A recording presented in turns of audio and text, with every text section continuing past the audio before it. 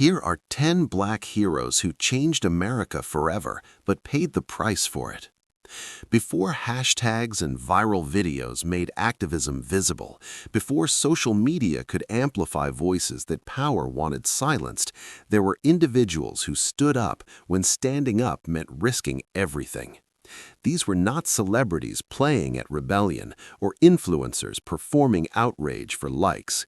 These were real people who faced real consequences: beatings, imprisonment, assassination, and systematic destruction for daring to demand that black lives be treated as fully human. Their courage built the foundation every civil rights gain stands on today. But the price they paid and what they sacrificed reveals truths about America that textbooks still sanitize and history classes still avoid. Here are 10 black heroes whose stories everyone should know, not as sanitized legends, but as complicated humans who changed the world while enduring horrors most people cannot imagine. 1. Medgar Evers, the man who died in his driveway. June 12, 1963 started as an ordinary day for Medgar Evers, but it would end with him bleeding to death in his driveway while his wife and children watched helplessly from inside their home. Evers was Mississippi's first NAACP field secretary, which meant he spent his days investigating murders of black people that police refused to solve, organizing voter registration drives that white supremacists violently opposed, and challenging segregation in a state where such challenges could get you killed. And they did kill him. That night, as he returned home after midnight from a strategy meeting, a white supremacist named Byron Della Beckwith was waiting in the bushes across the street with a high-powered rifle. Medgar got out of his car carrying NAACP T-shirts that said "Jim Crow must go." He never made it to his front door. The bullet struck him in the back, tore through his body, crashed through his living room window, and ricocheted around inside his house. His wife Merle heard the shot and found him in the driveway, trying to crawl to the door, keys still in his hand, bleeding from a wound so massive that he left a trail of blood from the carport to the doorway. Their 3 children ran outside and saw their father dying. He was 37 years old. What makes this murder even more painful is that it took 30 years to convict his killer. Beckwith was tried twice in 1964, both trials ending with hung juries because all white Mississippi juries refused to convict a white man for killing a black civil rights worker.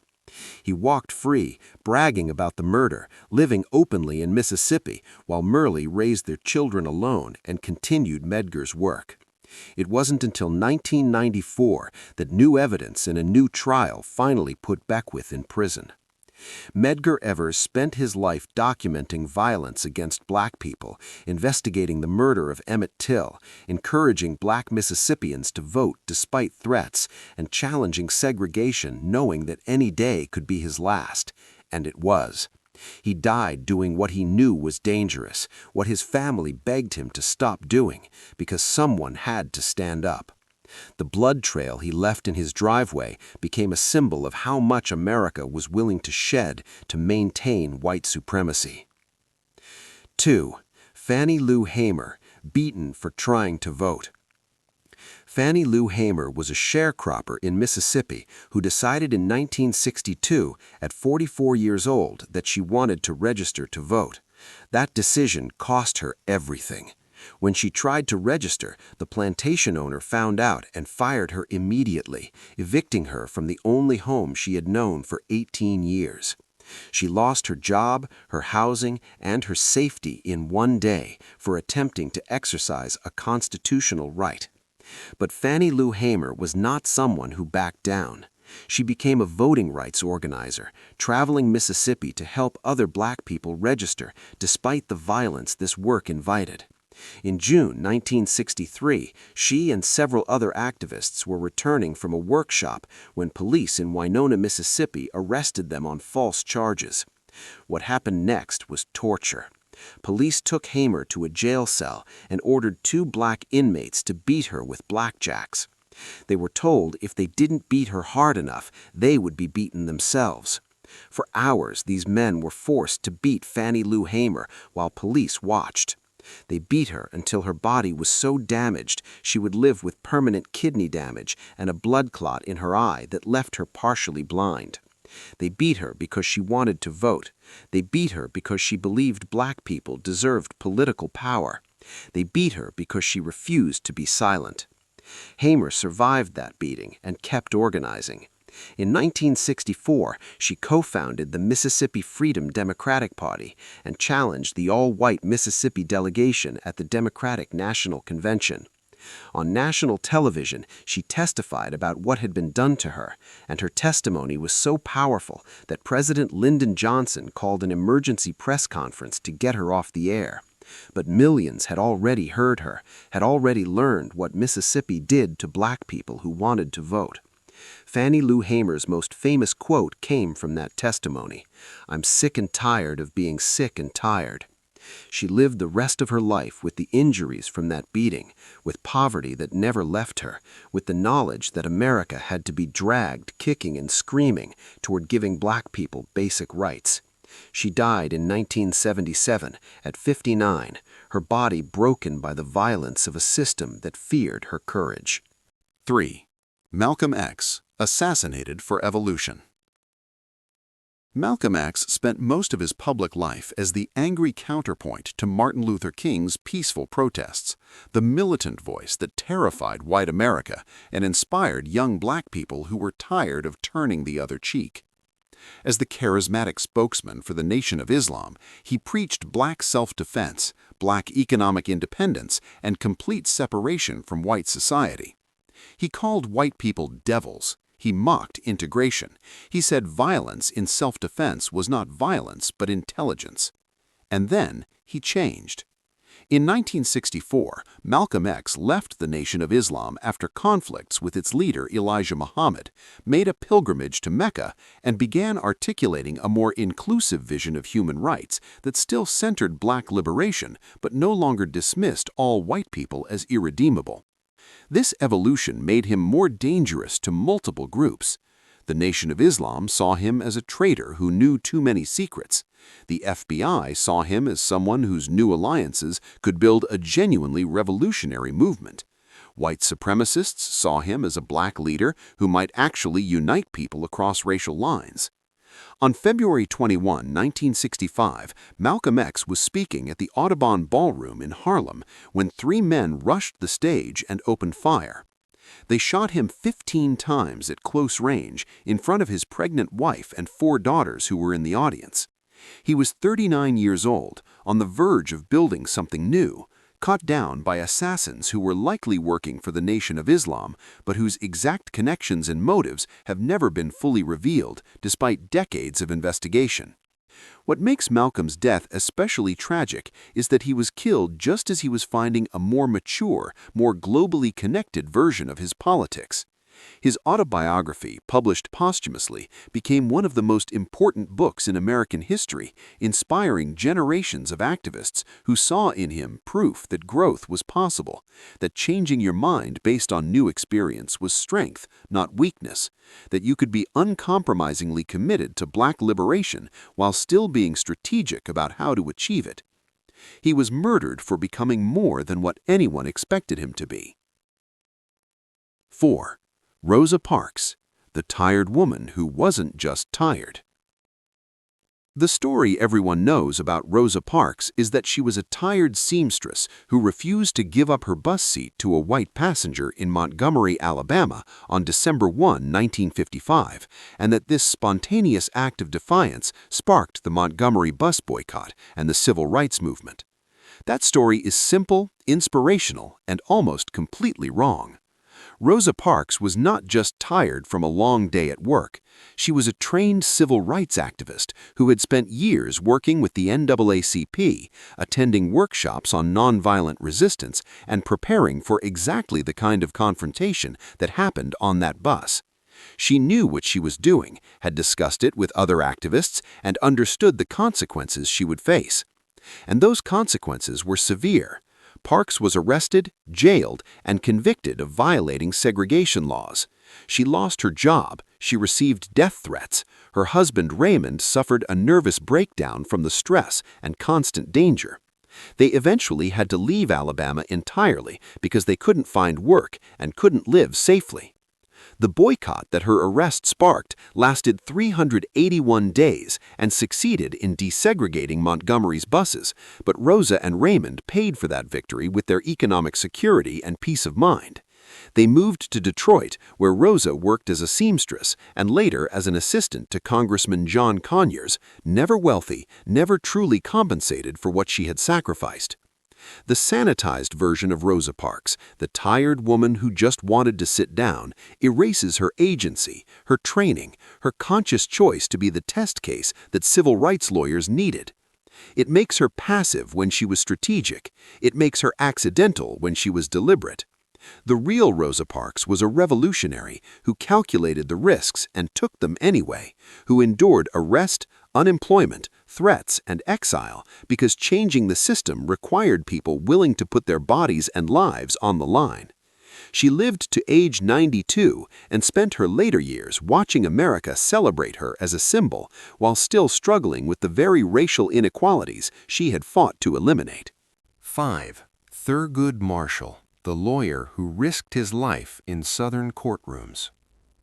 Before Thurgood Marshall became the first black Supreme Court justice, before his name became synonymous with legal victories against segregation, he was a lawyer traveling through the South defending black people accused of crimes in communities where lynch mobs often arrived before juries did. Marshall spent the 1940s and 50s crisscrossing southern states, staying in black homes because hotels were segregated, eating at black restaurants because white establishments wouldn't serve him, and defending clients in courtrooms where judges and juries saw him as uppity and dangerous. He argued cases in towns where the Ku Klux Klan left burning crosses as warnings. He interviewed witnesses who had survived torture by police. He took depositions in counties where speaking to a black lawyer could get you killed. This work was not theoretical legal strategy conducted from safe office buildings. It was life-threatening field work where Marshall regularly feared for his safety. He traveled with armed bodyguards. He slept with guns. He knew that plenty of people wanted him dead and that Southern law enforcement would do nothing to protect him. His most famous victory came in 1954 when he argued Brown v. Board of Education before the Supreme Court and won, effectively ending legal school segregation. But that victory was built on decades of smaller cases, dangerous trips, and close calls that never made headlines. Marshall won case after case by being smarter, more prepared, and more courageous than the white lawyers and judges who underestimated him because of his race. When he was finally appointed to the Supreme Court in 1967, it represented not just personal achievement, but vindication of the strategy that legal challenges could dismantle Jim Crow brick by brick. He served 24 years on the court, consistently voting for civil rights, voting rights, and equal protection. He retired in 1991 and died in 1993, having lived to see much of the legal architecture of segregation torn down by the work he had begun. But he never forgot the fear, the danger, and the close calls that nearly killed him in Southern courtrooms decades before his name became legendary. 6. John Lewis, the man whose skull was fractured for democracy. John Lewis was 25 years old on March 7, 1965, when he led 600 marchers across the Edmund Pettus Bridge in Selma, Alabama, demanding voting rights for Black Americans. State troopers and local police were waiting at the other end of the bridge with clubs, tear gas, and horses ready to stop the march with violence. When the marchers refused to turn back, the police attacked. John Lewis was in the front line, and he was among the first hit. A state trooper smashed him over the head with a billy club, fracturing his skull. Lewis collapsed, believing he was going to die. Other marchers fell around him as tear gas filled the air and mounted officers trampled people trying to flee. The attack was so brutal and so public, captured by news cameras and broadcast across the nation, that the day became known as Bloody Sunday. Lewis survived, was hospitalized, and recovered. Then he continued organizing. The Selma to Montgomery March succeeded on its third attempt, protected by federal troops, and contributed directly to passage of the Voting Rights Act later that year. Lewis's fractured skull became a symbol of what voting rights cost. His willingness to lead that march, knowing violence awaited, became a testament to courage that defined his entire life. He was arrested 45 times during the Civil Rights Movement, beaten repeatedly, and never stopped believing in nonviolent resistance even when violence was the response. In 1986, Lewis was elected to Congress representing Georgia's 5th District, a position he held until his death in 2020. For 34 years, he served in the House of Representatives, often called the conscience of Congress, for his consistent moral clarity on civil rights issues. During the Trump administration, Lewis refused to attend the inauguration, saying he did not consider Trump a legitimate president.